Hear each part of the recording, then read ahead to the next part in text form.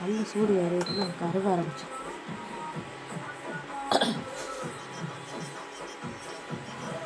Cylinder காலி ஆகிட்டுன்னா டக்குன்னு என்ன செய்யணும், நம்ம வீட்டில் இண்டக்ஷன் அடுப்பு இருந்துச்சுன்னா தூக்கி வச்சு எல்லாம் அடைச்சிக்கிடணும். அப்போ விரதமா சோறு திங்கணும்னு நினைக்கக்கூடாது.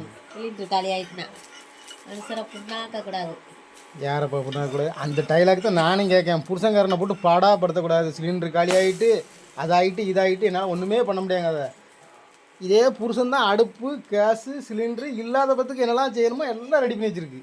வேறு அருமையாக வருது தோசை. ஆனால் மீட்டர் பெட்டி தான் கூடும். அது வாட்டில் கூட்டிகிட்டு போகுது.